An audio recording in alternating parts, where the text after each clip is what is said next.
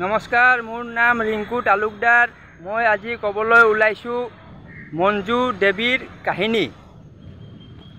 এই মঞ্জু দেৱীৰ এজনে সন্তান, মানে জীয়েক এজনীয়ে, ল'ৰা নাই বা জীয়েক দুজনী নাই, মানে এটাই সন্তান আৰু সন্তানৰ নাম তানিয়া কুমাৰী। তো মানে এই এংগেলটো মই চালোঁ আমাৰ ছ'চাইটিত বহুত মানে চলি আছে। আজি ক'ব বিচৰা এংগেলটো হ'ল মানে এটা সন্তান, one child policy. One child policy এইটো মানে বহুত ডেঞ্জাৰাছ হয়। মই কৈ আছোঁ, বহুত মানুহৰ মই দেখিছোঁ গিৰেক ঘৈণীয়েকৰ মানে এটা সন্তান হোৱাৰ পিছত দ্বিতীয় সন্তান হ'বই নিদিয়ে। তো মোৰ চিনাকি বহুত বিবাহিত পুৰুষ আছে, তেওঁলোকৰ লগত মই কথা পাতোঁ। মই এজনক ক'লোঁ, তেওঁৰ সম্পত্তি বহুত আছে গুৱাহাটীত, চাৰিওফালে মাটি আছে, বিজনেছ আছে, কিবা কিবি আছে।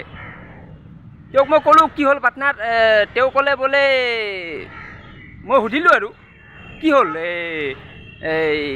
এজনেই যে, তেওঁ ক'লে এজনেই। মই ক'লোঁ আবে 5টামান বাহিৰ কৰি দিয়া। তেওঁ ক'লে কেনেকৈ বাহিৰ কৰিবা, মানে মাইকীয়ে নিদিয়ে। মই ক'লোঁ কিয় নিদিয়ে?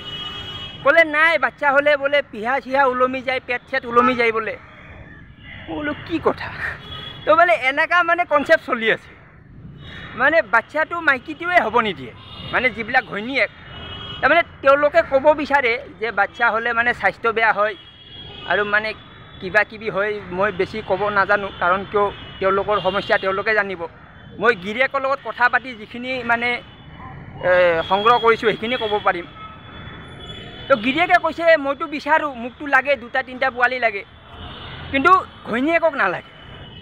ঘৈণীয়েকৰ কনচেপ্টটো হ'ল যে এজনে বাচ্চা জন্ম দিম, এজনকে মানে ডাঙৰ মানুহ বনাম, এজনকে মানে ভাল স্কুলত দিম, একদম গুৱাহাটীৰ টপ স্কুলত দিম, যিটো মানে গুৱাহাটীৰ আটাইতকৈ মানে দামী স্কুল, তাত দিম। বাছ এইটো কনচেপ্টত মানে ঘৈণীয়েকবোৰ চলি থাকে। তো এইটো মানে বহুত ডেঞ্জাৰাছ কনচেপ্ট হয়।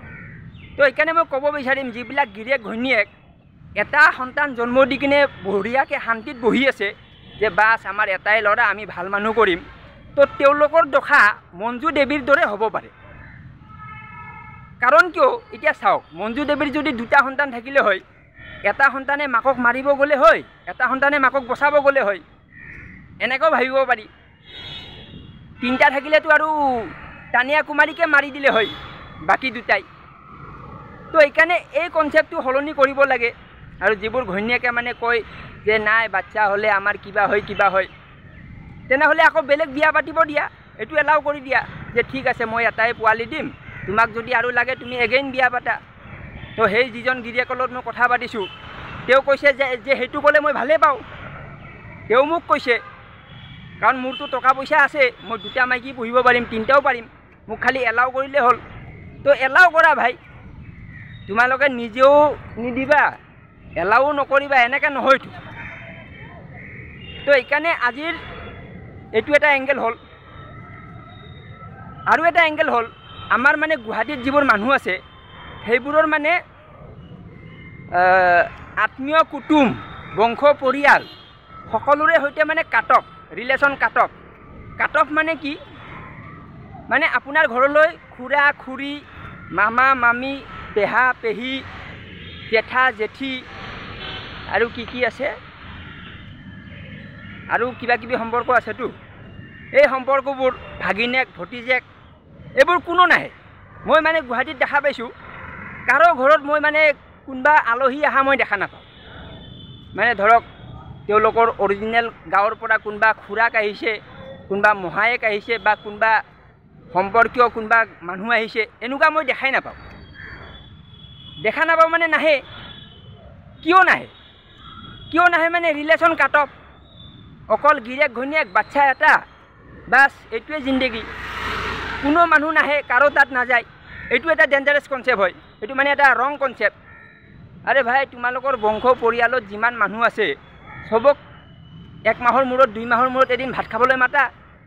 আৰু যদি মঞ্জু দেৱীয়ে এইটো কৰিলে হয়, পৰিয়ালৰ মানুহ আহি তেওঁলোকৰ ঘৰৰ ভিতৰৰ যিটো এনভাইৰনমেণ্ট সেইটো মানে বুজি পালে হয়। বুজি পাই সলিউশ্যন দিব পাৰিলে হয় আৰু এটা মেণ্টেল ছেটিছফাই হ'লে হয় কানিয়া কুমাৰীৰ যদি কোনোবা মাহীয়েকৰ ছোৱালী আহিলে হয়, কোনোবা পেহীয়েকৰ ছোৱালী আহিলে হয়, কোনোবা মামাকৰ ছোৱালী আহিলে হয়, তো এইটোও চাব লাগিব, এইটো এটা এংগেল হয়। তো এনেকুৱা মানে এংগেল বহুতকেইটা আছে। এতিয়া আমাৰ বাতৰিত বাজিছে কি জীয়েকে মাকক মাৰিলে, বাছ কাহিনী শেষ। আৰে ভাই কাহিনী বহুত আছে। তো সেইকাৰণে আপোনালোকে মোৰ চেনেল চোৱা কৰক। মোৰ চেনেল চোৱা কৰিলে আপোনালোকে একদম এনালাইচিছ পাই যাব। এনেকুৱা এনালাইচিছ পাব যিটো মানে আপোনাক বেলেগ কোনো দিব নোৱাৰে, বেলেগে দিবই নোৱাৰিব। তো সেইকাৰণে যিবিলাক গিৰেক ঘৈণীয়েকে এটা বাচ্চা জন্ম দি কিনে বহি আছে, তেওঁলোকক মই ক'ম যে 2টা কৰক, 2টা জন্ম দিয়ক, 3টা দিয়ক। এতিয়া ক'ব কি নাই বাচ্চা জন্ম দিলে খৰচ কোনে দিব? আৰে ভাই এটা বাচ্চাত যিমান খৰচ হয় 2টাটো সিমানেই হয়। এইটো মানে দামী স্কুলত পঢ়াম, এই দামী কৰিম, এইটো কনচেপ্ট বাদ দিয়ক। খালি আপুনি চৰকাৰী স্কুলত দিয়ক না, চৰকাৰী স্কুল খুলি বহি আছে তাতে দিয়ক। ঠিক আছে, ধন্যবাদ।